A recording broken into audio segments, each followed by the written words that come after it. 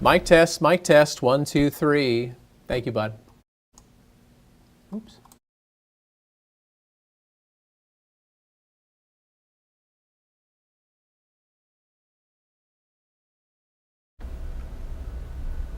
All right, good morning, everybody. Happy Monday. Hope you had a wonderful weekend, and hopefully you're enjoying these beautiful fall colors.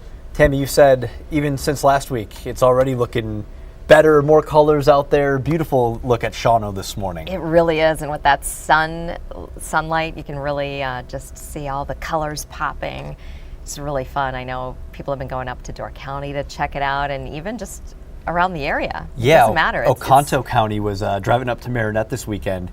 Just gorgeous colors. Driving along the highways there and all the Northwoods parts. Get out and enjoy it while we have them, because especially at a day like today, it's a beautiful day to get out, maybe enjoy a walk, bike ride, a swim for some folks if they want to feel the heat. We'll talk with Steve in a little bit about that, but excuse me again. Hopefully you're all having a wonderful, wonderful Monday. It is a victory Monday. The Packers got a big win yesterday against the Texans, a close win.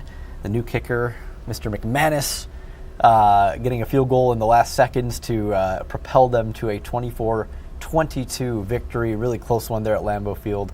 Great to see the Pack getting a win. Great to see you all. Thanks so much for tuning in. Emerson Lehman here alongside Tammy Elliott, and we are always happy to join everyone on these Monday mornings here at our digital news desk, just to kind of break down maybe some of the top stories that are going on, talk about your consumer first alerts that you have airing every Friday, and then over the course of the weekend, hopefully saving people money, saving them some trouble when it comes to dealing with these scammers that are out there, because every week it's something new. It really is, and this is the one that I was highlighting on Friday was Medicare scams, because this is open enrollment season.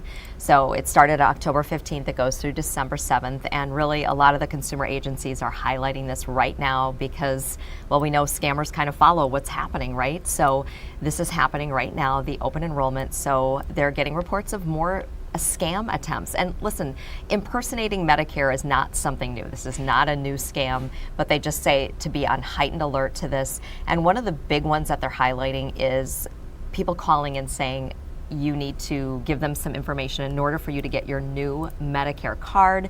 They say things like there's a new chip in the card, and Medicare says, absolutely not. That is a scam. They haven't issued new cards since 2018. And they said they're not planning to do so. Okay. So that's a scam. But people, I got a call from someone, one of our viewers, who said, yeah, I got the phone call. And he said, I was on with a real person and said, you know, I already have a new card. And she said, nope, there's a new one. There's a new updated one. So I need to get the number off your old card. And this isn't just getting their money. This could be getting their information, which helps them then in different scams down the line, correct? Absolutely. And so that's the whole thing too, is that they can use this Medicare number, you know, to continue to, you know, try and you know, identity theft, and then also to get health care, or there's also Medicare fraud that happens along with this too. So this particular gentleman told me he knew it was a scam, did not believe that this person worked for Medicare, and said, you know, I think Medicare would send me a letter if this was happening, and hung up. And that's really what, you know, what they tell you to do. They said, don't provide your personal information, your social security number, those calls that there's a new card. That is not true. And then a pressure, any kind of pressure-filled phone calls, you know, that you're going to get a rebate or you're going to get something free. And that's another big a Medicare fraud too, is really big. And so that's, you know, that's not something new. It's been happening. But if they call you and tell you that if you give them your Medicare number and you're going to get some kind of free equipment or something in exchange for your Medicare number, that's a scam as well. And we know those scams are ongoing. And just as I was filing my report on Friday, the FTC came out with a new report, and it highlights fraud against older adults. $1.9 billion lost to fraud, and that was for the year 2023. They were just filing this new report, so a lot of details about that. But one of the things we know is impersonation scams are a big one, and that's, you know, this is one of those types of scams, impersonating Medicare. And I thought something really interesting about that was don't trust the caller ID. Right, because they can make it look like it's Medicare. I mean, we've talked about this before with whatever agency, they can make it look like it's your bank your Medicare, Sure. Social Security, government agencies, and they fake that on caller ID. Hang up and call back, or Right. go to that Call the Medicare.gov. Right, and, exactly, and call the numbers that you know, and we always say that, but just, be on heightened alert, and really the message too is to pass it along to your loved ones. That was something the Federal Trade Commission said in this report, talking about all the people losing money. Sure. They said that they've started a pass it along, a real initiative to get people to share that, whether it's, in your coffee groups or whatever you're doing, your social media groups, Yeah. to share that, and it's really helping. It's really working. They've been doing it for about 10 years, I think, now. Keep people alert and Yes. thinking about it. And That's what we do. that is what Tammy does every week Yeah. with her Consumer First Alerts, and we appreciate that. The viewers appreciate that, so make sure to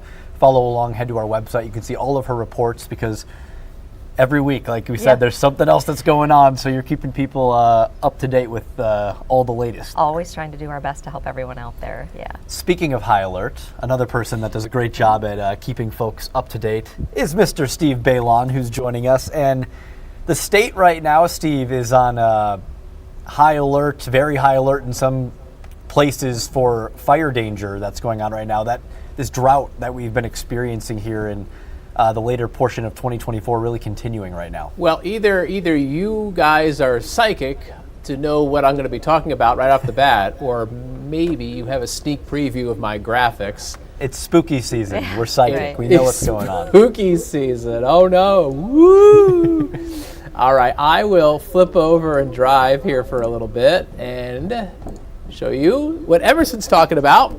Yeah, high to very high fire danger across most of the state. The hot spots, if you will, for fire danger north of Green Bay in Oconto County and Marinette County, and also west of the Fox Cities in Waushara, Marquette, and Green Lake counties. That's where we have that high fire danger. It is not going to be as breezy as it was yesterday. That's good. Unfortunately, I think the air will be a little drier this afternoon as the relative humidity gets down below 30%. Ooh. Bone dry air, which is keeping that fire danger elevated. So today and tomorrow, high fire danger is likely, so please no outdoor burning of any brush or leaves. I know some of the leaves are falling and people are collecting them, and some people, especially in rural areas, like to burn that and get rid of that yard waste. Please don't do that now, especially in this drought that we're in. Caution with items that can spark, and be careful with any smoking materials.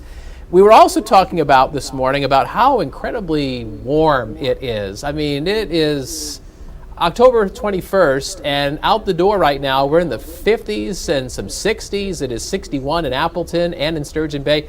A lot of these temperatures you see right now are pretty close to what our high temperatures should be in the afternoon. But we're going to go well above average. We'll see a high of 80 this afternoon. Like yesterday, another day of near record warmth. Yesterday we got up to 81 in Green Bay, tying a record. Records were broken yesterday in Appleton and in Manitowoc. And like yesterday, we'll see mostly sunny skies and, of course, more elevated fire danger. So 80 is what I'm aiming for. 82 is our record high that was established on this date back in 1947 and again in 1953. So here's First Alert Pinpoint Predictor with today's highs, pretty close to 80 in the Fox Valley. There's a 78 there in Oshkosh, 70s Lakeside, and a lot of 70s in the North Woods, although Pembine could top off around 80 degrees. And if you compare those forecast highs to our average, which is 56, most of our high temperatures will be about 20 to 30 degrees above normal for late October. Now, it will change. Our next weather maker, a slight chance of showers coming in tomorrow night along a cool front, which, surprise, surprise, will cool things down as we go into the midweek. But let's focus on that rain, because we're at a point where it's getting kind of desperate, because Manitowoc County and north, we've got moderate to severe drought conditions. I guess the only saving grace is that we are now no longer in the growing season. But that said, you still want to get moisture into the water table, because that helps farmers out in the future, especially when they do spring planting. So right now it's dry across Wisconsin. It is clear, it's sunny. There is some rain across the high plains, and there's also some showers in the Pacific Northwest. You see those two areas of low pressure? They're going to combine and push in our direction, which makes you think, oh, good, we're going to get some rain. Except here's the problem. The air ahead of this weather maker is pretty dry. and a lot of that moisture has kind of been gobbled up. And by the time low pressure swings through tomorrow night, there's not going to be a lot of moisture for it to work with. So first alert pinpoint predictor has a partly cloudy sky tomorrow, and isolated showers possible tomorrow evening across east central Wisconsin, and later in the evening there may be a few showers that cut across the north woods. But you see how the rain is really spotty and light. It's brief, it doesn't last very long. In fact, if we extrapolate pinpoint predictor all the way out through Wednesday, look how disappointing the rainfall totals are. We're talking about 100th, maybe 200ths of an inch of rain. This is barely enough to wet the ground, maybe the bottom of your rain gauge. This is not going to be a drought-busting rain that comes in tomorrow night. Now, the front will be more efficient in bringing down those temperatures. Today, around 80, but Wednesday through next weekend will feel more seasonable with highs in the 50s and 60s. So there's your first alert super 7-day forecast with that cooling trend in the second half of the week. Iffy rain chances Tuesday night into Wednesday, and then perhaps again on Thursday, and maybe there's a shower there on Sunday. But despite those rain stickers on the 7-day forecast, it's more dry than not. I do want to give you a first alert because Friday night, it's not just high school football, it is playoff high school football. This is when the games really matter. So it looks like Friday night, we'll have dry conditions. It'll be mostly clear. Temperatures will be cooling down into the 40s. Definitely jacket or coat weather, and get a blanket, for the bleachers. That way you can sit there on the metal bleachers and feel warm. And so there's your first alert super 7-day forecast. I also want to give you a first alert to what I think Halloween might look like. It's not this Thursday, it's next Thursday. I guess you could say this is my first stab at the forecast. Spooky season. Look at our black cat. Oh, you see him? He's squinting at that joke you just made. He was squinting at bad puns that meteorologists make. He was like, like that was lame. Chance of rain. I actually think the best chance of rain between now and the end of the month is going to be next Wednesday and next Thursday, which is October 30th and 31st. So trick-or-treating might be wet this year, despite how dry it's been this autumn. And I think temperatures will be in the 50s. That 57, guys, that's right around 4 p.m. Because a lot of towns in our area start trick-or-treating at 4 p.m. They go to 4 to 7, sometimes 4 to 8. So it'll cool down through the 50s with that chance of rain. And again, this is a first alert, if you will. That far into the future, the forecast can change. I mean, it's 10 days out. So we'll continue to track it because that's what meteorologists do.